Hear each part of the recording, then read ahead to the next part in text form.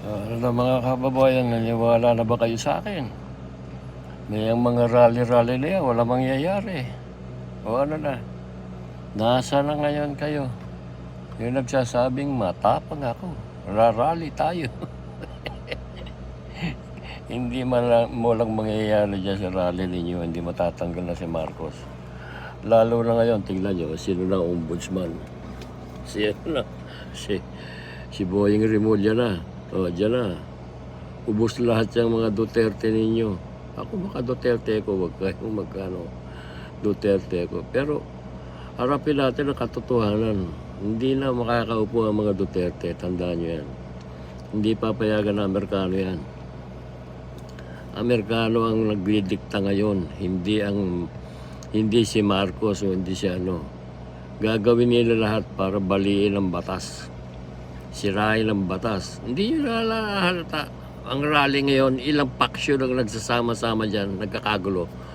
May galit kay Duterte, may galit sa gobyerno, may galit sa may mga komunista. Sinasadya nila yan para talagang maghiwa-hiwalay, walang pagkakaisa. Dahil pag nagsama-sama yan, siguradong tanggal sila. Hindi nagsasama-sama yan kahit anong gawin nyo. Miski na mag-rally ulit kayo sa kailan ba yun, sa 12, kung kailan ba 21. Walang mangyayari, malulusaw na parang bahayan. Hindi pa kayo maniwala sa akin. Kahit anong gawin nyo, miski magtututuwad kayo dyan sa kalye, malunod kayo sa baha, malulusaw din kayo sa parang baha. Ubus kayo. Mag-uuwian din kayo ng mga luhaan, pagod, may sakit, may trangkaso. Dahil sayang lang ang puyat ninyo. Kala nyo ba pati military kakampi sa inyo? Hindi kakampi sa inyo military. Tandaan nyo yan. Malabong mangyari. Maliban na lang siguro kung mga junior officer ang mga umalsa dyan. Kita nyo yan, naglalabasan na dyan ngayon ang dami. Ano nangyari? Wala. Kaya tandaan nyo yan, mga kababayan. Hanggang hawak si Marcos ng Amerikano, walang gagalaw dyan. Investigasyon ngayon kung saan-saan na napupunta. Binabo yung investigasyon ng flood control.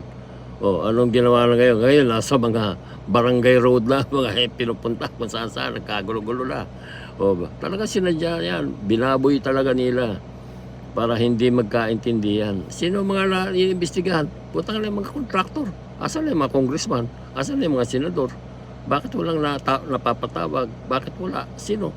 Bakit Romualdez lang lagi at saka si Kung ang tinatawag? Ay, yung iba, congressman na involved na pinangalanan, nasa na? Wala. Kaya wala kayong mapapala dyan, walang mangyayari sa sinasabi niyong palit ng gobyerno.